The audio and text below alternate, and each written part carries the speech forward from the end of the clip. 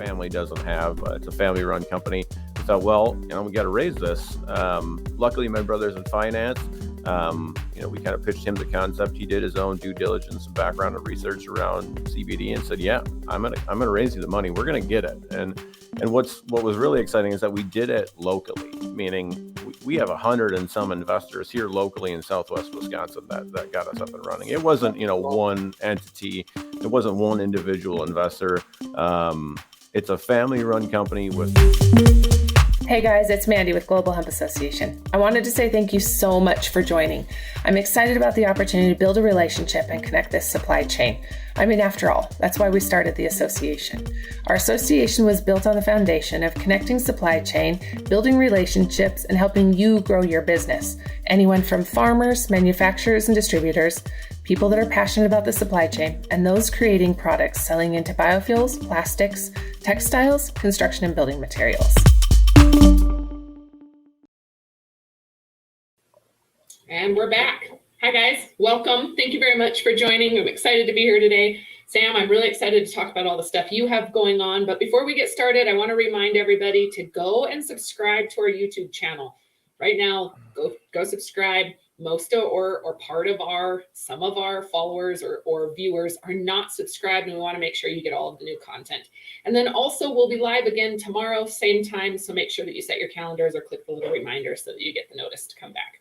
Anyways, Sam, I'm glad to have you. I'm excited to talk about the things you have going on, both in what you've been working on in the past and what you have upcoming. So before we start, want to give a little intro about where you came from and what really drives you in this industry? Yeah, sure. Again, hi, thanks, Mandi. Appreciate you having me. What kind of drives me in this industry is waking up every day to a new challenge, I guess, so to speak. If you're not up for a challenge, this industry is not for you. Yeah, I mean, it's certainly not for the faint of heart, that's for sure, right? I mean, you really have to have a driver's mentality to go after and accomplish something new, kind of what's over that next horizon. So, I mean, that's really what gets me passionate, gets me motivated. Obviously, I have a background in ag, so been in ag all my life. Anything that's kind of, new, revolutionary, I guess, so to speak, that kind of gets my motor running, so to speak. It's awesome. So tell me a little bit about your background. Like, what was your aha moment to get into the hemp industry or to transfer over, especially to the cannabinoid markets? Yeah, sure. It was really a thought that I had in my own personal head from our founding of our company. Prior to this, my dad and I had a seed resale business, so we're agronomists by trade, CCAs. So we would do scouting recs for growers, soil sampling. We would sell seed directly for basically all of the large players in seed. And, I kind of thought, hey, there's this new emerging market. I know that it exists. I know what CBD is. I'm kind of in front of the pack here, at this point in time. This was back in 2018 and nobody really knew what CBD was. And now I thought, say hemp and that's all they know. Yeah. I thought, hey, I know that my dad and I can figure this crop out. I know that we'll be able to grow it. We have infrastructure in place. We certainly will be able to process it. I know that. But then it's just about, will we be able to sell it? Will we be able to fit into a market that exists long term? And obviously there's a lot of risks that's involved in that. And so, that was the basic of it. It was basically, do I want to take on all this risk myself? And really in the end, I thought, well, this is kind of a once in a lifetime opportunity where I could say, hey, here's something that is coming. I can see it coming. I'm going to dive in head first. Why not? And that's what we did. You sound like me. I feel like birds of the feather flock together because sure. I've never worked so hard, but I've also never been in an industry that's so rewarding. The people you're around, the innovation, things, what's been the most exciting that you've seen, an obstacle you've been able to overcome in this process? Yeah, I think, a lot of excitement, just going back, thinking all the way back to the beginning, it was like, well, we need to come up with a large sum of capital that we don't have on hand, that my family doesn't have. It's a family-run company. We thought, well, we got to raise this. Luckily, my brother's in finance. We kind of pitched him the concept. He did his own due diligence and background and research around CBD and said, yeah, I'm gonna raise you the money. We're gonna get it. And what was really exciting is that we did it locally, meaning we have 100 and some investors here locally in Southwest Wisconsin that got us up and running. It wasn't, one entity. It wasn't one individual investor. It's a family-run company with small-time local investors that just believe in what we were trying to do. So, yeah, I think that was that's kind of one of the most exciting things, was kind of the beginning. Not that every day is less and less exciting. It's not any lackluster. It's just I still have that. It's one of the biggest things we hear, right? Is there's this big I guess break that's applied to financial opportunities or to money flowing into the industry because there is so much risk and because the gray area is still so big, right? And not everybody understands it. So congratulations. Yeah, thanks. I mean, it wouldn't have been possible without my brother. It wouldn't have been possible without my father, and obviously a lot of hard work and stress since then. But it's been great. Yeah, excellent. Pretty cool. So we saw this new announcement recently with a partnership that you guys have secured. What does that look like, and what does that mean for your company? Yeah, so we partnered with Hemp Industries. They're obviously headquartered there in Des Moines, Iowa. It really means, before this, we had in place a groundwork, kind of a footprint of where we were and a stability sense. But this is really kind of laying the long-term foundation for the company. We're kind of anchored here in what we do now. If you don't know who Kemin is, for those listening, Kemin supplies basically natural ingredients to manufacture in over 120 different countries worldwide. So they're a global natural products manufacturer and supplier. And we wanted to partner with someone like that who was able to kind of get their fingers into extended markets outside of our own reach. As a small, startup company in this crowded CBD space domestically here in the U.S., it's hard to really gain any attention for what you're capable of doing. Most people don't know that, we did everything USDA certified organic from the beginning, seed all the way through to final ingredient, or in the case of our retail brand, all the way to shelf. It's all USDA certified organic. We've kept ourselves differentiated from our competitors in that space, and Kemin saw that. They saw what we were doing. They saw how that was different, and they saw the value in that. And it takes another company to see your vision as well, to buy in. Otherwise, you're not going to really be able to move forward like we have. So it's been really exciting. That's awesome. Something that comes up all the time, I still hear a lot of people saying, well, we're going to start a CBD line and we're going to white label product and sell it, right? Shelf space is where it's at. You have to be able to reach the shelf space. And with as many regulations or lack thereof, it has created this gray area and reservation. So this partnership sounds like huge opportunity to penetrate markets and get product onto shelf space. And yeah, I mean, it really absolutely is. Sure. It's not just impactful for our own in-house brand. It's impactful for ingredient sales. It's impactful for the industry overall. I agree with that.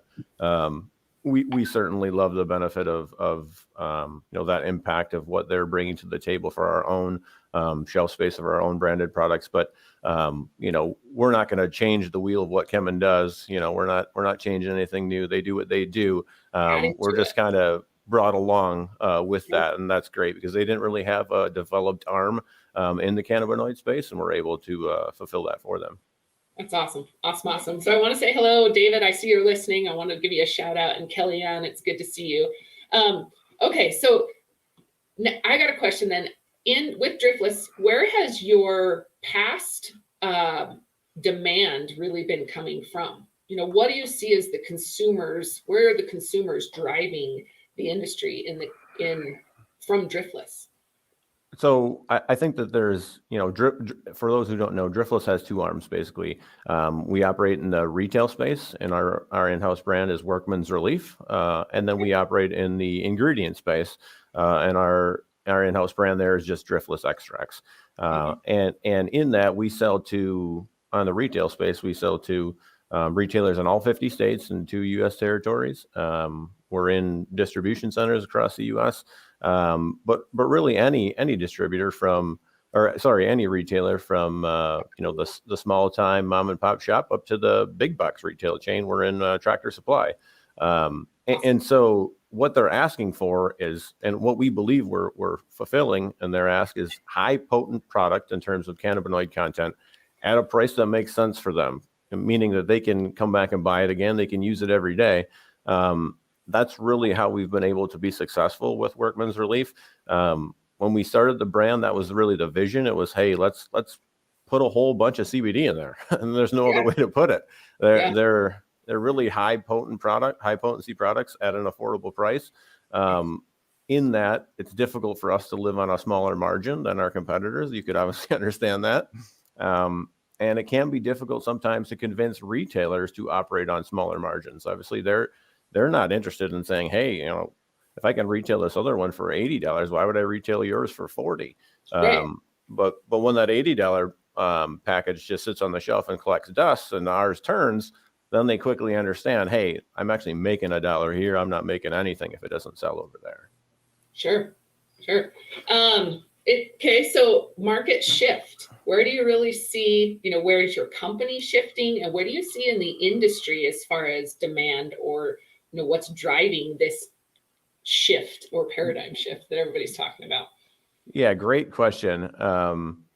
So we started our CBD lines and brands kind of in the fall of 2020, right when the CBD brand had peaked. The total numbers across the U.S., there was 3,500 brands nationwide. Since it's fallen down to about 2,500, so we're kind of been able to grow while others have fallen off, which is great for us.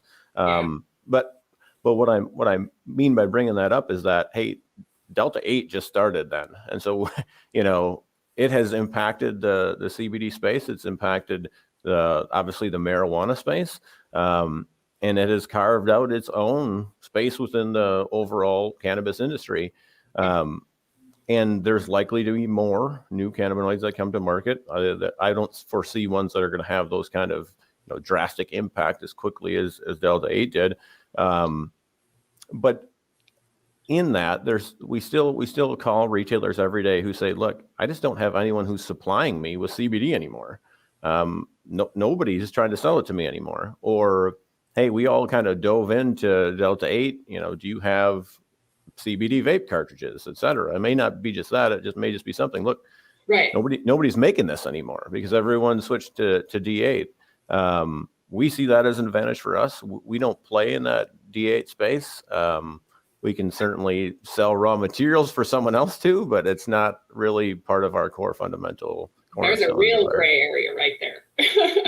Yeah, I mean, we did our homework when it comes to the legislation of all 50 states around CBD. And we understand just how difficult a task it is to lift your products into all 50 states and stay, legally on the shelf. Right. Yeah. And so D8 is a world that we don't even want to touch right now. There would have to be some big things happen prior to us really taking the risk of diving into that space kind of head on. Yeah. Okay. I don't know if that answers your question, but so where do you see shift in the market going to more of a fiber and grain opportunity? And where are you guys? What does your next opportunity look like for that piece of the industry? Sure. Yeah. In terms of the opportunity of hemp in general, we all see hemp fiber as the main future of where all hemp companies are kind of headed. It doesn't matter who you talk to. CBD companies that started at the beginning, kind of ones in the middle, they all kind of started with that mindset of, hey, let's get into CBD and let's run it while we can, but let's really long-term focus on hemp and fiber. And we did that as well. That was our pitch to our initial investors was, hey, look, we'll start in the CBD space and hopefully we can gain some market share there. But eventually we want to play in the hemp fiber market. That's the raw material that is sustainable, that actually is a renewable resource that we can put into consumer-based products long-term for their benefit and use. We, as a company, are positioned well for that.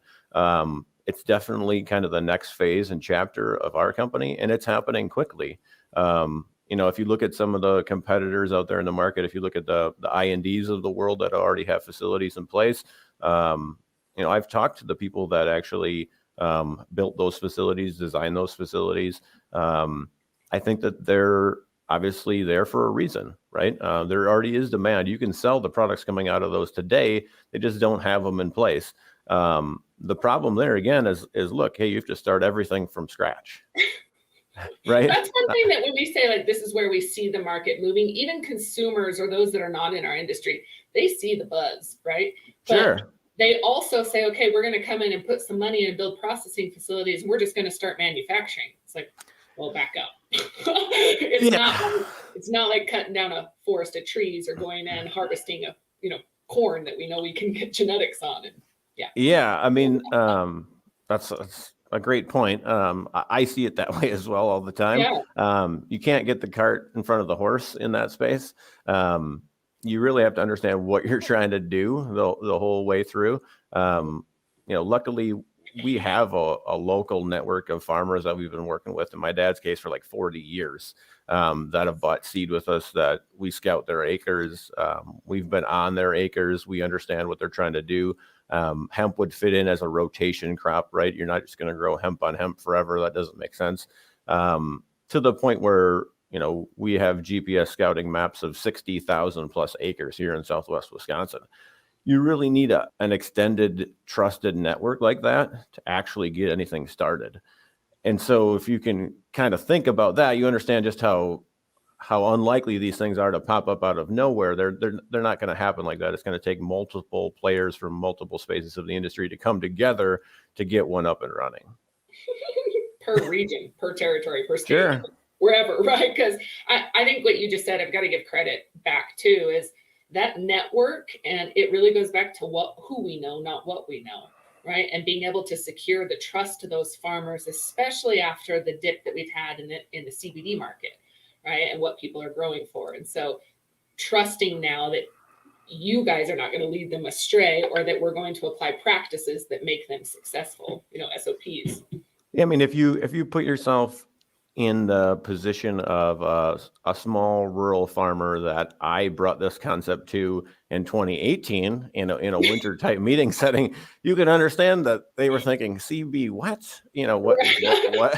What is that you think that you're going to do? Most of them probably thought I was growing marijuana, or they thought I was going to try to grow marijuana. And they didn't really understand at all what the concept was.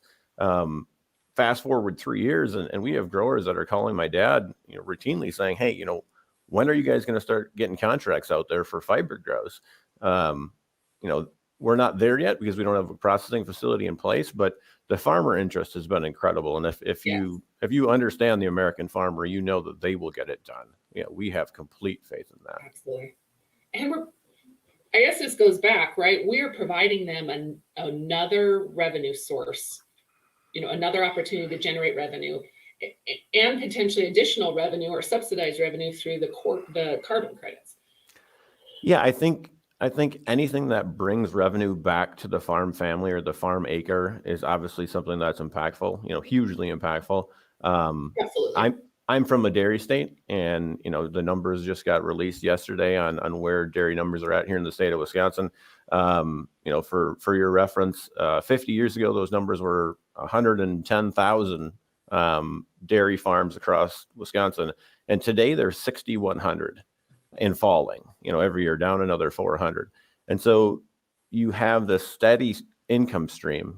Cows getting milked every day, trucks picking up that milk, making all the dairy products that go out into the actual consumer space for consumption. And it, consolidation and increased production has reduced that down to a very small number of farms, and in that very small number of farm families. And so if you take away more and more revenue streams, that farm really needs somewhere to turn to in the end. Yes. So turning to a crop like this is just, something that makes a lot of sense in general, long term. I think it doesn't even include the opportunity to provide a new feed source to that farm, especially a cattle farm. That's a whole different conversation that I would love to understand why, there isn't enough trust, I guess, within the industry or with legislatures to really dive in, as some other countries across the global space have in terms of feedstuffs. There is obvious forage quality in hemp. It certainly can be used not just in dairy, but in general beef. It fits a lot of different spaces. It can be used as a forage. It can be used as a grain. There's obviously oils that would come off of that as byproducts, like all could be fed back. That one I really won't dive into myself personally, just because I don't really live in that space. But I would be an advocate. I'm a definite proponent that it obviously should be in dairy rations. It should be in beef rations. It should be in livestock rations across the country. Absolutely, yeah, I agree completely. Okay, so we just had a question. Glenn was wondering, when you do start processing fiber, will you be producing hurd? Will you be selling hurd as raw material? Yeah, so great question, Glenn. Yes, in terms of herd production, so it will go through basic decortication, and our initial facility is likely going to be on a joint venture, a partnership up here in Southwest Wisconsin as early as this year. We're possibly commissioning some equipment to move up here from Kentucky that already exists here in the U.S. It would be a small line to start, just a basic proof of concept. And we use that as a springboard for fundraising efforts to land a larger facility here. But to answer your question, yes, herd would be produced. Specifically, we're targeting not just bulk herd, but also ground herd, powderized herd, something that can actually be used in terms of bioplastic, but it's to a very fine spec. We do have some equipment here on site that is capable of producing that. It's actually something that I've been working on over the last couple of weeks. You're talking about very small micron sizes at that point in time, and it's very difficult for manufacturers to hit those specs. That's probably why you don't see it out there in the industry readily, but it is coming. We have dust collection capabilities across all of our equipment in our raw materials facility, and that's really what it takes to develop that fine powder that's able to mix readily with bioplastics to get into resins and molds. Right. Okay, so Tim has a really good comment that I'm really interested in your opinion on, because it's not something we as an industry talk a lot about, but lobbying from competitive product alternatives, and I think we saw this as we're trying to recruit farmers to grow, and yet commodity prices are the highest they've been for corn and soybean. And so where do you really see this unfolding, and how do we as an industry or as your company plan to really address these outside competitors? I mean, I think that's a good point that Tim made there. Maybe trust was probably not the right word in terms of my vocabulary there, or my choice. Well, I still think trust is farmers have to trust that you have a contract. Yeah, absolutely. But I do think that this bigger piece is the bigger piece of legislatures or lobbying coming from competitive products. I think that hemp should just focus on what it's doing and not on its competitors for that acre, in my personal opinion, because hemp's not going to compete on the 250, 300 bushel corn acre in mid-central Illinois or Iowa. I don't see it fitting there. I think it fits just outside of the grain belt, or maybe on the fringes or on those lower productive acres. I think it fits on the more drought prone soil types, because hemp doesn't need as much water as corn does in terms of production throughout the growing cycle. It actually grows faster in a shorter time frame, and it doesn't use as much water. And so you don't have to have it compete on the 300 bushel per acre, corn yield acre. In my world, the county average here locally is about 175 bushel per acre. We're just on the northern fringes of the grain belt, just outside. We think it fits our local area a lot better than it fits, those highly productive soils of kind of the I-states. That's not to say that it can't be done there. It's to say that, it's going to be more competitive, meaning you're going to have to pay more for that grower to grow it on that acre than I will have to up here. I don't know that really answers the question in terms of lobbying, but I think it kind of answers the question in terms of competition. Where by that, I mean, I mean, I don't want to compete with anything that Farm Bureau is doing. I don't want to knock any pegs off of their ladder. I want join in. I want to join forces. I want to bring things to farmers, bring things to ag, new things. And I want to do it in those areas that are a little bit more lowly productive. Think of a dry clay knob that maybe only produces 130 bushel corn per acre. That's its max potential. That's the acre that hemp's really going to shine on. It's really going to be competitive there. It might win it most of the years in terms of its rotation. So I don't know if that answers Tim's question, but that's the way I'm going to shoot at it. Sure. Well, and I think even looking at our end use products, right? Tim made a point of building materials and concrete. They have huge suppliers. And as I've gone out and spoken to builders or developers, a lot of them are locked up in contracts for 3 to 5 years from one lumber company.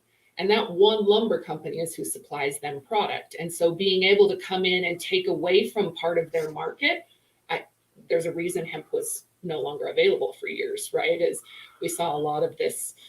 And so, I do think that it's going to be it's got to be competitive. And when we go back to cost per acre, I think we will be able to compete because of the carbon subsidy, because being able to add carbon to that and what we're doing and where the drive has been so focused around the greenhouse gases. That's more of a long-term vision. And I agree with that one completely, Mandi, and that, look, if you can prove carbon sequestration to a certain unit per acre, and then you can get those credits purchased by other companies, obviously, and then there's a value associated with that carbon sequestration per acre, which is starting to occur, but isn't developed in any way, shape, or form, specifically within the hemp industry. If it's able to shine there, then absolutely, right? I mean, even just look at your raw material, right? Ken Elliott and I were talking this last week, and we understand pretty much, say 45% of dry material is carbon. The bales right there, we know what that carbon value is, not including what's in the soil or that added value.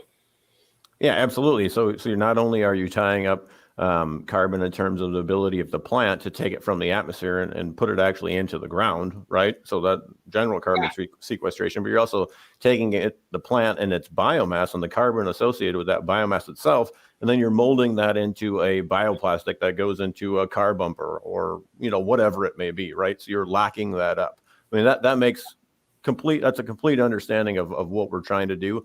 And everyone's kind of going down that same route, right? And there's a lot of big players that have interest, right?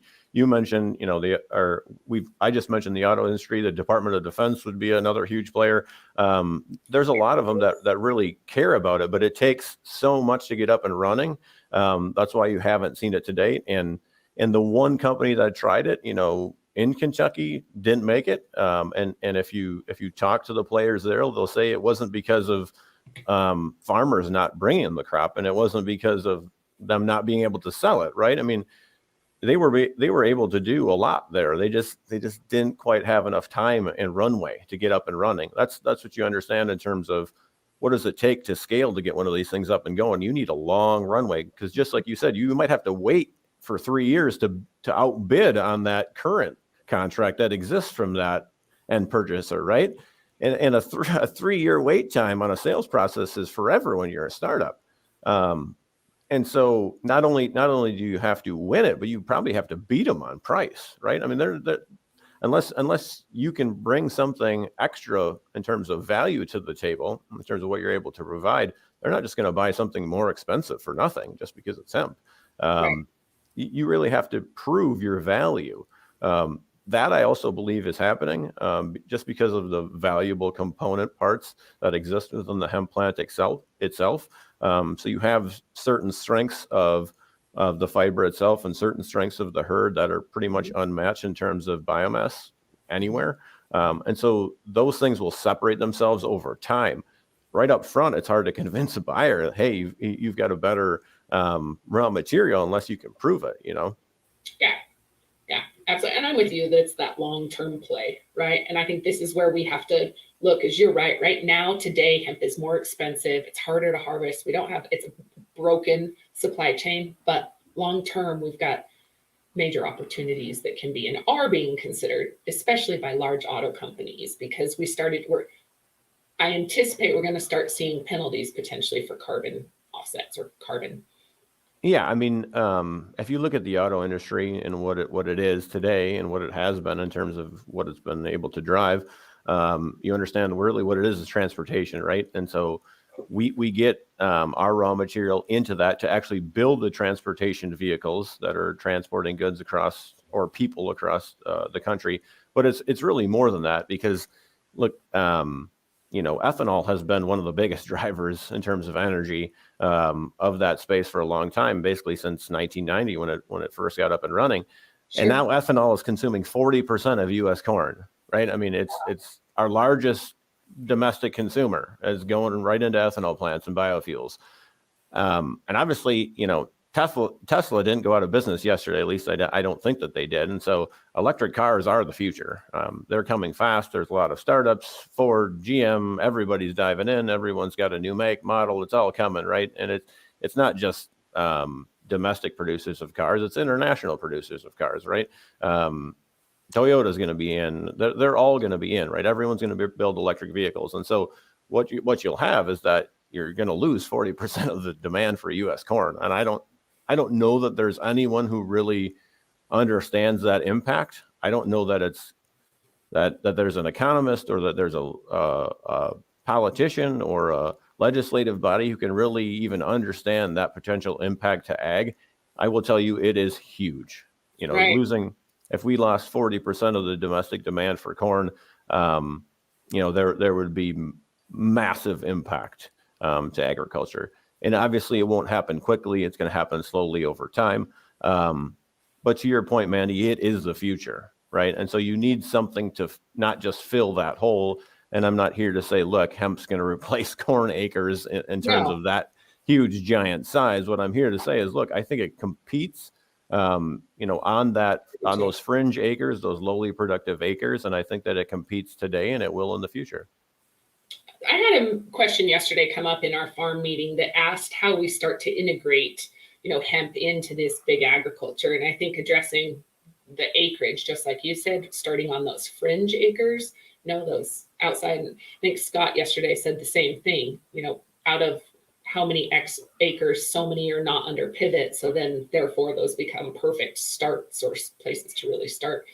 But I really do. And maybe I'm wrong, but I do believe hemp will be right in with rotation of soybean and corn, in the long run. I'm not going to say that it won't be long run, but soybeans took 40 years. Yeah, I mean that's the way you got to put that in perspective when you say it, Mandi. For the general person listening on that, they're thinking, no way, that's certainly not going to happen tomorrow. I know farmers, they don't make decisions, off the cusp for the most part. They make decisions. We don't even have genetics for them to start planting and growing. So being realistic, but yeah. They make decisions slowly over time. It's hard to change mindsets of farmers. I've lived in that space my entire career. And a lot of times it was me coming to one of my father's customers who maybe have been selling to them for 30 years. And then all of a sudden they get someone new coming to their door. He's his son. Yeah, we've been working with him for a while, but really, do we respect the individual, right? And so you have to earn their respect, one farmer at a time. And the same is true of hemp. You have to show them the value that you're creating on their acre. And if you do that, they will buy in. They will absolutely figure out how to grow it. Farmers do what they do, and that is cultivate crops. And they will absolutely do that. They will do that in hemp. To your point, they could do that on a very large scale. They will. It's just going to take time. We've got to figure it out. Help. Yeah. I think the point that you made about understanding the fringe acre to put it on to start and then develop that next acre is really an impactful point. Because until you have carbon credits that are adding to that revenue stream on that acre, it doesn't become as competitive. Once you have that, it becomes extremely competitive at possibly a lower input cost, and one that farmers completely understand. If you talk to a farmer today, he'll give you probably the same thing that he gave you last year or the year before that, which is prices are up, but my input costs are way up. They're through the roof. This is the highest I've ever paid for fertilizer, highest I've ever paid for seed possibly. they don't just look at top line revenue. It's not just, hey, here's our gross revenue for the year. Farmers are small businesses, just like anyone else, right? And they understand net income and net dollar per acre, and that's what matters to them.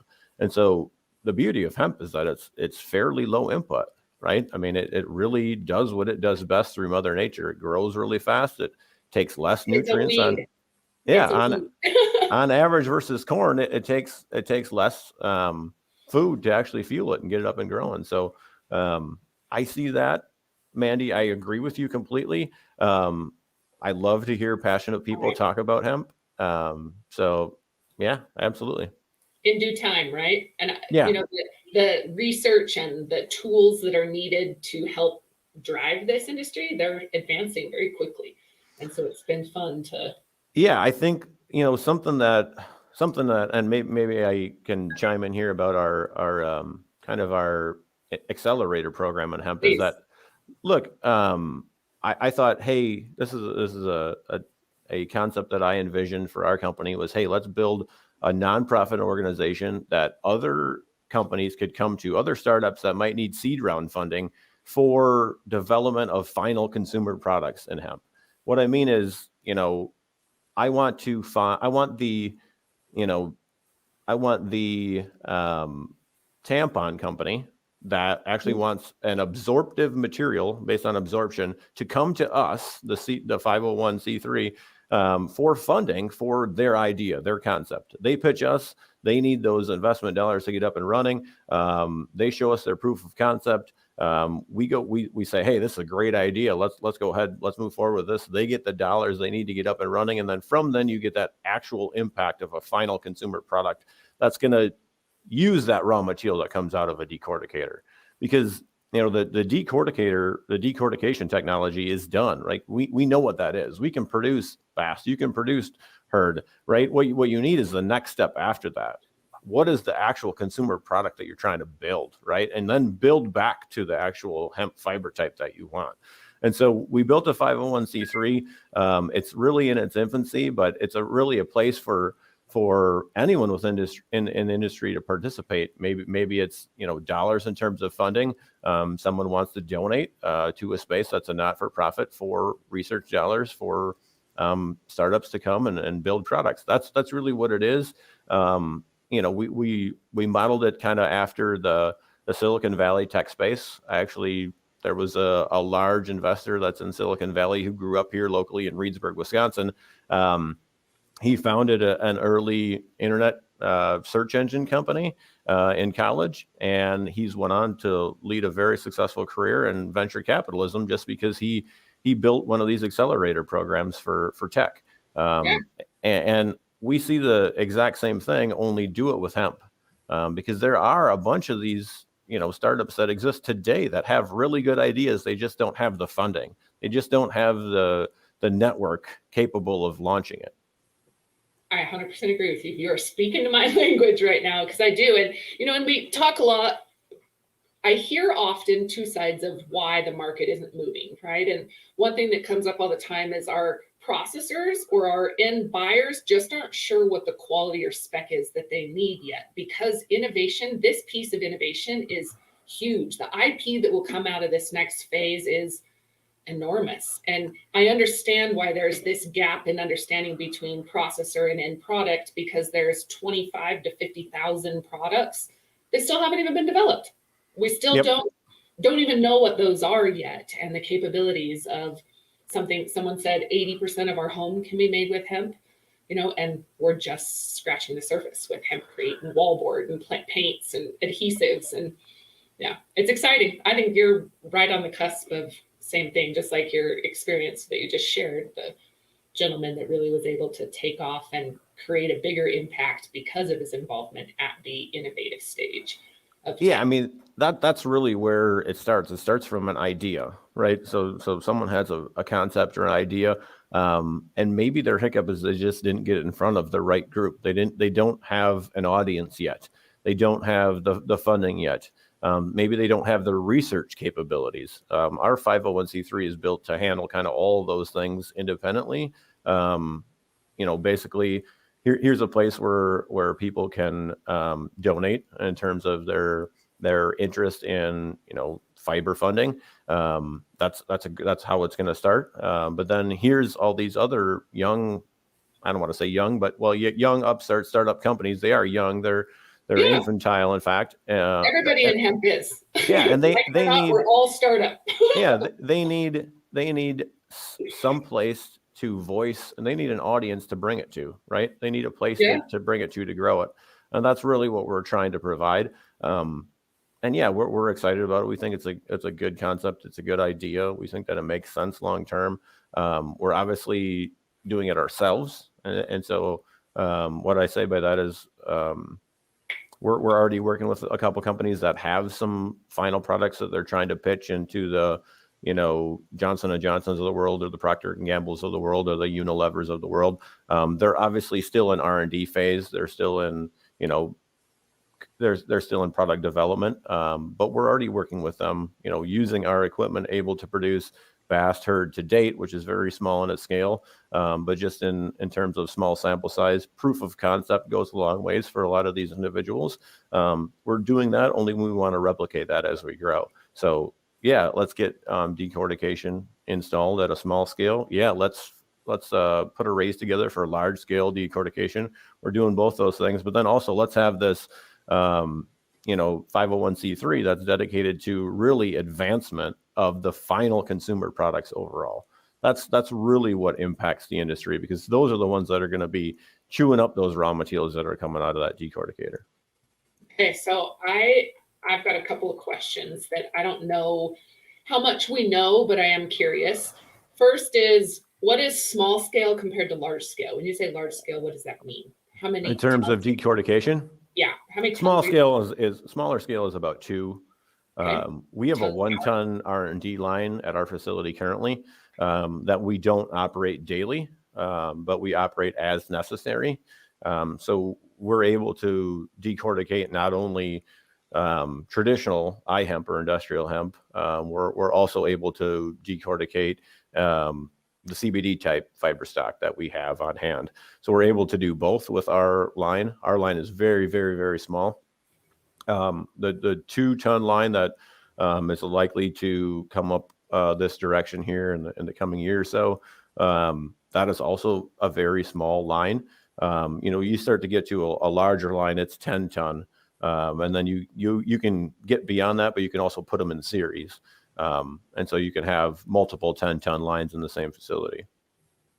Okay, so I don't know. And those are per hour numbers. Okay, that's what I was going to ask you. Your 1 ton per hour, your 1 ton line that you guys are bringing on, or 2 ton per hour, right? Yeah, those are per hour numbers. Okay, so I got a question about where is that tipping point on volume or size where some of these smaller processors at 1 ton per hour or less are no longer competitive in market as we see the big scale start to come on? What does that? I don't think any of them are competitive below 10 tons when you start talking about the auto industry or the Department of Defense in terms of what their consumption needs would be. So they're already out from the get-go. That's the reason why those end markets haven't found a partner to actually supply them with to date. They haven't found suppliers to date because you have to build the whole thing first.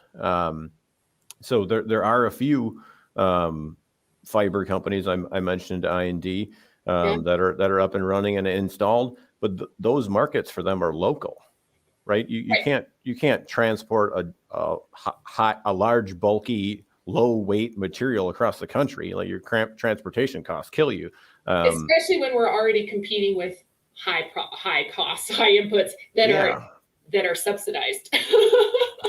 Yeah, agreed. You can't. Transportation is your problem there, right? So those are local markets. That's another reason why we've gotten into this, is that, our local markets are manufacturing right here in the upper Midwest. And that's really why we believe we have an advantage. It's just because of our geography here. We're located right next to them here, just in and around the upper Midwest, the Great Lakes manufacturing hub that we are. We see that local network and that local competition all the way through. So it's basically start with our local acre, which is one that's, like I said, not 300 bushel per acre corn. It's a lower yield average in terms of our county average. Put it on that, marginal ground, run it through our facility, and then take it to a local end product user in manufacturing. That's right here in the upper Midwest. Those things make sense for us. Now they will, like you said, they will be replicated across the United States. This will happen over and over, but they will be local markets, meaning, I wish Wisconsin was in Michigan, right next to the auto industry. There's obviously some players in hemp that are situated even closer to that market than we are. We know that. This is such an important topic when we talk about building processing and where your end markets are and what you're processing for, and understanding where is that in distribution happening. Because if you're across the country, even states away, you lose competitiveness. 100%, right? I mean, you just absolutely lose competitiveness. It's not going to happen. Right. You're already behind. The likelihood of that occurring is very, very low. Like I said, luckily we have a lot of manufacturing, advanced manufacturing here in the upper Midwest, here in Wisconsin, in Northeast Illinois.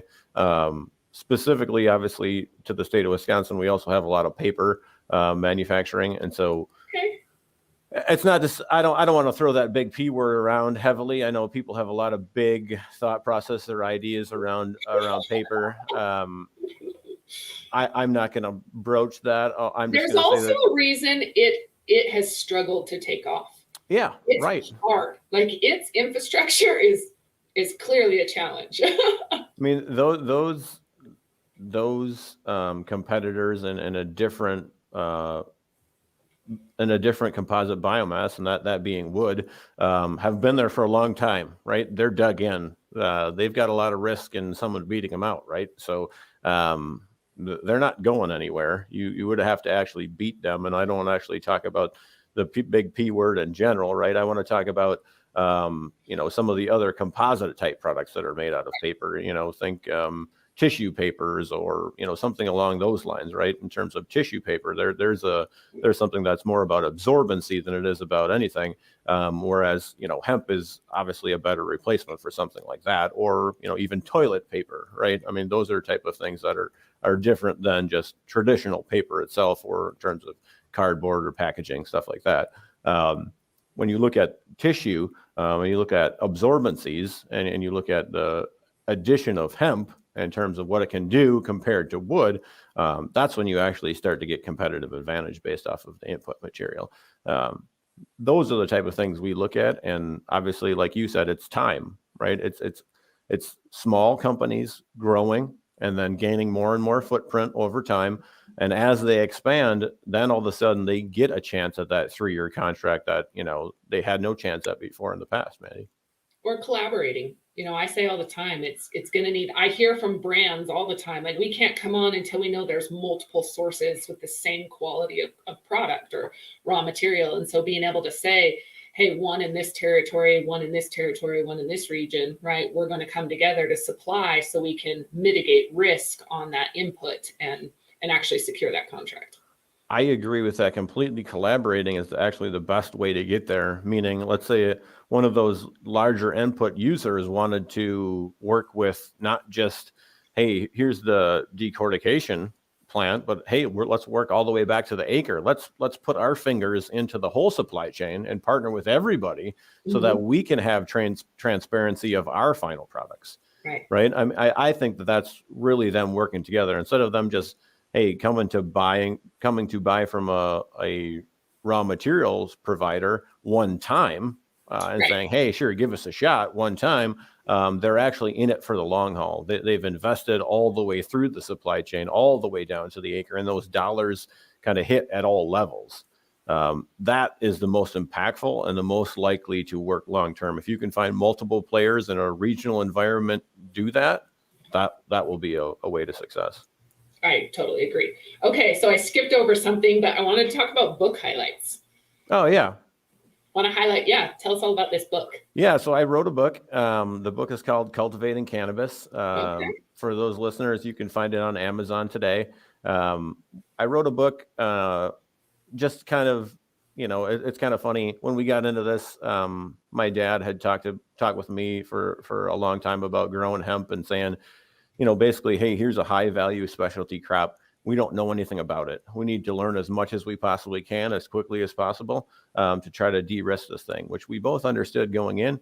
And in that first year, it was kind of chaotic and hectic, and we gained a whole bunch of information. And really what we wanted to do was really write the book on it. And I told my dad kind of off the cusp when we founded the company, hey, we're going to write a book about growing hemp. And he kind of laughed at me and that kind of, yeah, right, that's never going to happen kind of thing. And then we got through that first year. We grew 100 acres of feminized CBD production that was USDA certified organic. We started, right out the gate. I was the lead on that. And then we also grew another 60 acres directly for fiber R&D.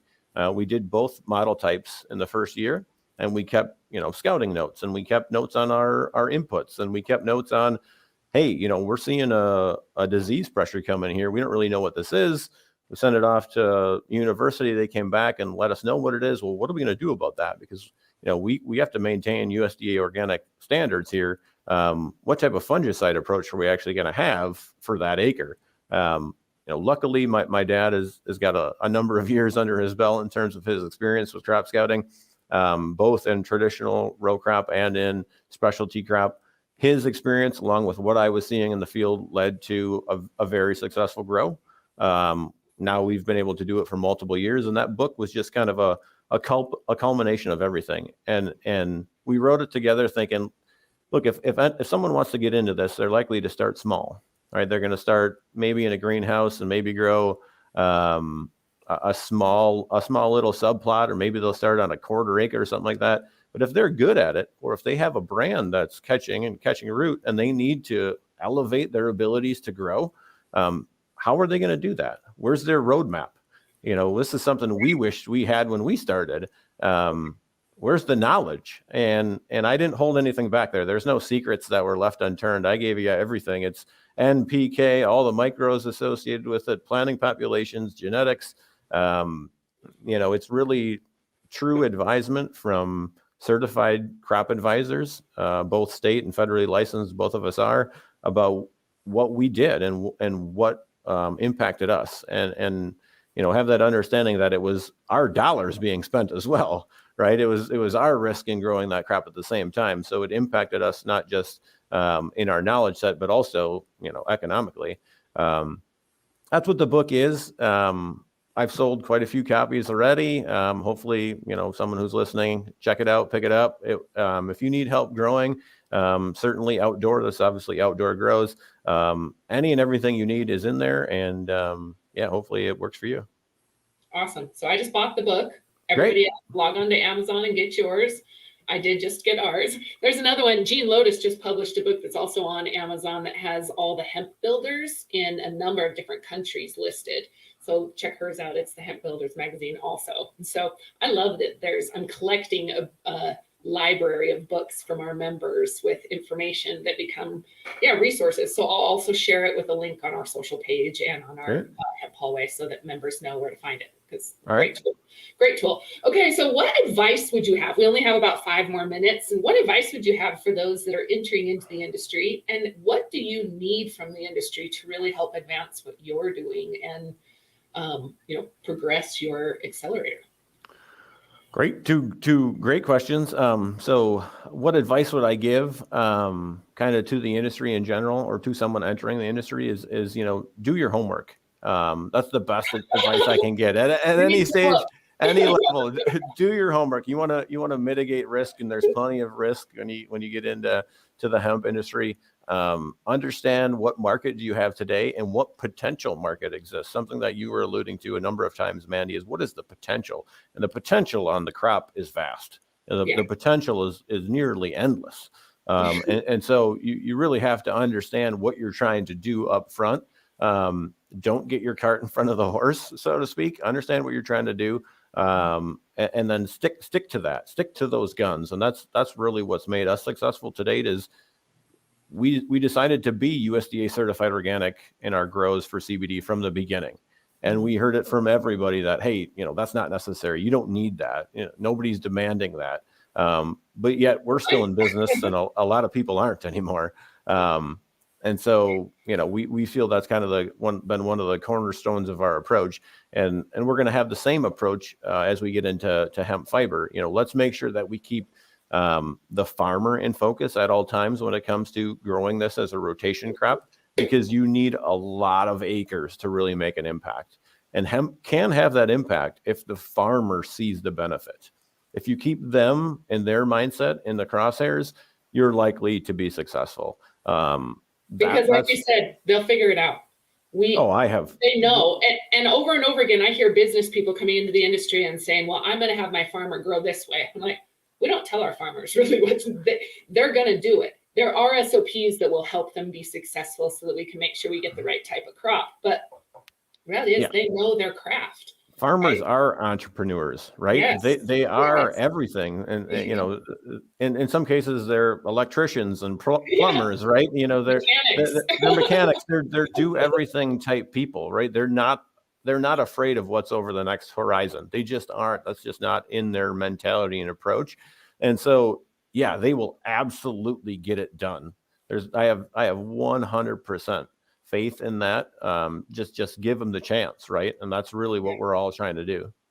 I love it. Well, I just want to comment. Kayla made a great little post or comment just a second ago about our seed trials. GHA is doing national seed trials for this exact reason, is to help provide the scalability and the scalable data that can withstand good peer review across the nation instead of in silos, and really to push forward this market so that companies like yours have a viable supply, right? And so that we can move into testing carbon and rotation crops and processing on each of the different genetics. And so kudos to GHA and kudos to you guys for doing that. We certainly agree with that completely. It's something that we agree wholeheartedly with. It's an approach that obviously needs to happen. We wish it, kind of started with those land grant university types. Ideally, it gets into that long term that exists in terms of strip trials for corn, soybeans, wheat, basically every other crop that's out there, right? You can find public data on it for your geography. That needs to happen with hemp. And you guys are trying to do that. And, kudos for you for trying to get it done. Yeah, and really partnering with land grant universities. The one thing that we did is we worked really hard at gathering existing data and working with certified crop consultants so that we do. So as much as I love farm trials, I always say a farmer takes care of their farm first, not the data first. And so being able to respect where they stay in their lane and support them with the data that we need so they can be successful without, basically securing our ability to provide data. That is absolutely the right approach, because the land grant universities do really have unbiased data, right? I mean, they're funded, right? I mean, they're funded trials, right? So you've got, some companies funding them, but they're unbiased. They have a clean, unbiased approach in terms of how they execute them. And so what you see is unbiased third-party data that's replicated across geographical points across the U.S. on any crop. And, that's exactly what's needed in hemp. That way a farmer has a place to go. They can go buy my book on Amazon and understand how to grow it. But then after that, they're going to say, well, what seed do I put in the ground? Well, they need to look at a strip trial from a land grant university who's planted hemp over the last 4 or 5 years to know what's going to perform on their acre. And that's what you guys are trying to do. And again, kudos for you for trying to get it done. It's exciting. I'm thrilled. Okay. So if somebody wants to get in touch with you, how do people reach out? I guess the best way is just to reach out to our websites, at driftextracts.com or at workmansrelief.com, either or. You can call the office here at any time. Someone will be here. You'll get to me one way or the other. Certainly buy my book. And if you want to call the office and pick my brain, a number of readers have done that already. That's always a great starter to a conversation when I pick up the phone and someone says, "Hey Sam, I bought your book and I loved it," or "I bought your book and it was great." When I hear those things, it usually leads to a long conversation and likely another added piece of my network. So something I look forward to. Absolutely. How can the association really support you? What are some things you guys need? I think what you guys are doing in seed is a hugely impactful piece, right? And so trying to go after that and get that done is a huge bump in terms of support. That one really is probably the most impactful in terms of actual, fiber impact to date. That's probably the most impactful play. And so again, well done for that. But then it's just general awareness at a number of different levels, right? It's not just at the farmer level or the consumer level. It's at all levels. Totally. Keeping it relevant for the farmers is certainly part of it, but then also keeping consumer products that are hemp based relevant to consumers is also hugely impactful. Similar to if you understand what happened with GMOs or genetically modified organisms and rotational crops and corn crops, when GMOs first came on the market in the mid 90s, they sold those to farmers, right? Their whole entire marketing scheme was built for farmers to sell it to them. What they failed to do was focus on the consumer, saying, "Hey, these things are not harmful for your health. There's no studies that shows that they're going to harm you in any way, shape, or form." No, I'm not advocating GMO or non-GMO in this conversation, right? Like, I don't want to get into that. What I do want to say is that that's a different conversation. Yeah, understand what you're trying to do, and you have to keep the consumer aware at the same time. And so if GHA could focus on that as well, that would be hugely impactful for us. Meaning, that's great. Hey, here's some new products that are out there in the consumer space that are based off of hemp raw materials. Totally. Just general awareness is hugely impactful. So one thing I'm going to say real quick before we wrap up, because we're a little over time, but JHA is working hard to gather existing data. So we have credible data to put behind those claims as the consumer demand, as we start to drive a campaign for consumer demand. And I think that's super important for our industry, and speaking to everybody that, as we oversell what the opportunity is or oversell the value of what hemp can do, it's more damaging than not saying anything at all. And so being careful that we do have validated peer-reviewed data to back up those claims. So we are working actively on that as well. It's great. Great. Cool. Yeah. Cool. Well, thank you very much, Sam, for everything. Yep. Thank you very much for joining us. If anybody has any questions, don't hesitate to reach out. We will be back again tomorrow. I've got a great conversation, same time, 10 a.m. on YouTube, LinkedIn, Facebook, Twitch, Instagram, all of our social channels, but tomorrow 10 a.m. to talk about textiles and the textile fiber processing. So that'll be kind of exciting. But anyway, Sam, thank you very much. Have a good day, and we'll see everybody, I guess, tomorrow. Yeah, Mandi, thanks for having me. Absolutely. We'll talk soon.